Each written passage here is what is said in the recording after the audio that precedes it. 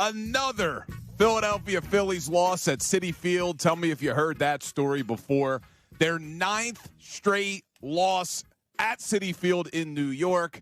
You got to go all the way back to 1985, get in your DeLorean with Doc and go back to 1985 for the last time they lost that many games in a row on the road in New York. They lost 10 from 84 to 85. It has not been pretty, and it seems like they're losing all different types of ways. You scored 5 runs last night. You hit a big 2-run home run, Harrison Bader, in the 8th. You got your closer coming in to shut things down in the 9th, and he loses it. It seems like no matter what they do, Ricky, they can't seem to win in New York. Yeah, I don't call this a jinx either because it was funny. Because Harrison Bader was asked about it after the game, and I don't even think he knew about it. So that tells you how much it's actually floating around the clubhouse. Maybe they just don't talk about it, but I will say this much. The Mets have their number. I don't think the Mets are a better team, but for some reason they know how to play against the Philadelphia Phillies. And this is disturbing in more ways than one because, number one, you had a chance to knock them way back in the East to start with. But you also had an opportunity to put them out of the playoff picture. Well, not necessarily the picture, but out of the playoffs as of yesterday or today. That's not going to happen because – they were, up a game and a half to the Reds coming into the series. They won 2 straight now, so that changes everything. I mean, I would say Phillies fans would probably say they don't want to see the Mets in the playoffs. No, and I don't disagree with that. For whatever reason, like you said, the matchup has not been very good for the Phillies. And coming into last night's game, a lot of the discussion was about the bats. The bats aren't answering. The bats don't hit in big moments. Well, you score 5 runs in Major League Baseball, you should win more games than you lose. In fact, the Dodgers lead all of the majors in runs scored. They're averaging a little over 5 runs a game. That should be enough, especially when one of your starters, Jesus Luzardo, had 4 strong innings, but then things kind of fell apart in the 5th. But when you're tied going into the 9th, and you got Joan Duran, you should not be losing that game in the 9th inning. What do you give up? 4 straight hits? 4 straight hits. You know what, though? Here, I'm going to tell you why I don't think it's that big of a problem. I know he's actually struggled in 3 straight games. But the one thing he does, he keeps the ball in the ballpark. I think that's one thing that has to be recognized. The other thing is, how many times do you really think he's going to go out and give up 4 hits in a row? I mean, that to me is it's an oddity. I don't think that's going to happen a lot against Duran. I know how people are around here. I know they will turn on guys as quickly as they cheered them.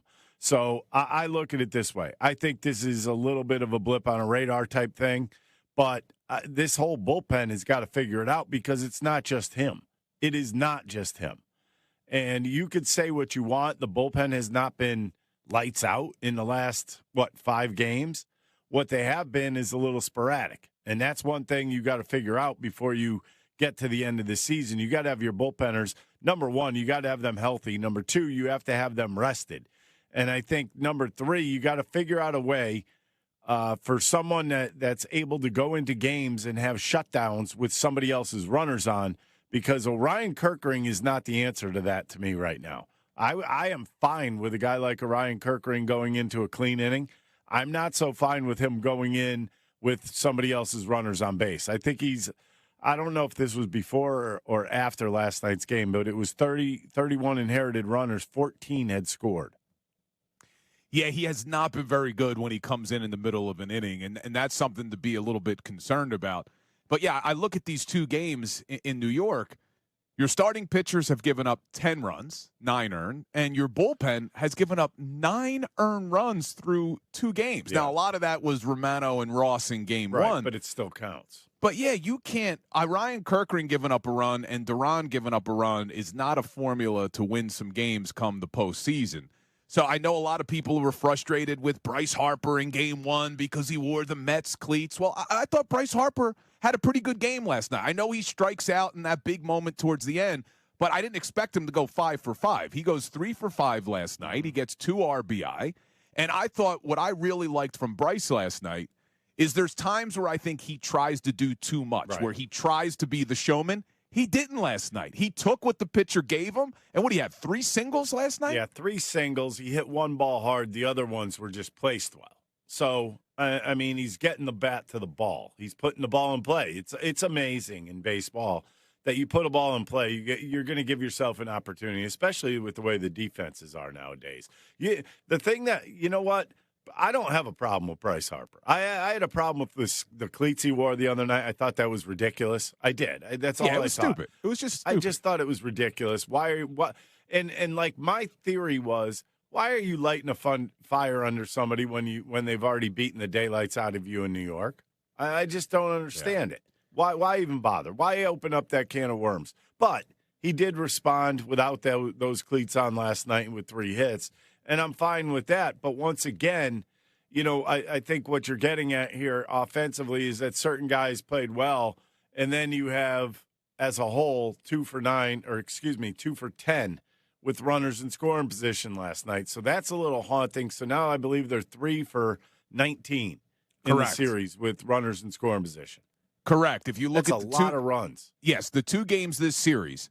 The Philadelphia Phillies are 3 for 19 with runners in scoring position. That's 158. The New York Mets, ready for this? Yep. 16 for 29. They're hitting 552. Ooh. That right there is the reason why you are losing a lot of these games to the New York Mets. But there's another player we got to talk about, and that's Kyle Schwarber. Look, I know he's been your MVP this season.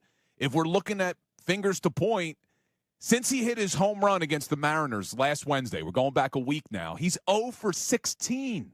Yeah. Now, he does have 6 walks mixed in there, but this series he's been 0 for 7. In the last 15 games, Kyle Schwarber's hitting 193. I don't expect that to continue, but when we're looking around this lineup, what's going on? Well, Schwarber's on a little bit of a down spot right now. It happens. It's baseball. But after the game last night, after you drop your 9th straight, Rob Thompson met with the media. They asked him about this losing streak, and he chose to stay positive. Listen to Rob Thompson. Do you feel at all like lately when you've come here that whatever can go wrong, you know, is going wrong? I don't ever think that. I'm always looking from a positive aspect. I mean, I've been asked that numerous times since we've been here. It's not the building. They're playing good. And we played well today too. We battled back. You know, they get the 5 spot in the 5th, and I was proud of our guys the way they battled. So we come out here tomorrow and do it again. Well, I thought Bader's home run, that was something that went our way. So I mean, you know, they battled again, and you know, we've been playing good baseball. We've got a 5-game lead. So we come in here tomorrow and we go to battle again. All right, so that's Rob Thompson, choosing to be a little bit positive. We played well today. We battled. He points to the Harrison Bader home run. I don't really look at Rob Thompson as being the main issue with what is going on, but I'm not so sure I love that messaging, and I'm also not so sure that I like the way he handled what was going on last night with Jesus Luzardo on the mound, Ricky. And coming up, we'll get to it, because coming up, I want to get your opinion on that. Because I want to play some audio of Jesus Luzardo, because he was asked after the game last night, why was he so frustrated? And I want to play that, and then I want to get Ricky's reaction on how he thinks it should have been handled from Rob Thompson, Caleb Cotham, the pitching coach, because I'm pretty sure Ricky's going to have some strong opinions about that. So we'll have that conversation. There's a lot on the table today. It's What Movie Wednesday, all right? If you've never played before, we're going to play clips of movies every hour. It's back to school themed, right? A lot of kids are going back to school. It's back to school themed. We'll play a clip. All you got to do is text the name of the movie, and if you get it right, you will qualify for one of 4 prizes today, and we got a great prize. We're giving away 4 pairs of tickets to the Phillies-Mets game September 10th. So it's at Citizens Bank Park, so hopefully the Phillies got a shot at winning it because it's not at Citi Field. So that's going to be a great prize. We got 2 monster baseball guests coming up. We got Hall of Fame writer for The Athletic, Jason Stark, coming up at 3:25. We got Phillies legend Larry Boa coming up at 4:30. So this is an action-packed show. We'll also do some Eagles like we always do because more moves are happening right now. The initial 53 was released yesterday, but more moves are happening. But coming up, I want to introduce our Twitter poll. I want to play that audio of Jesus Luzardo on why he was so emotional last night. And I want to find out from Ricky Batalico if he liked the way Rob Thompson and Caleb Cotham handled Jesus Luzardo last night. So a lot more on the table here on Unfiltered, 97.5 The Fanatic, NBC Sports Philadelphia.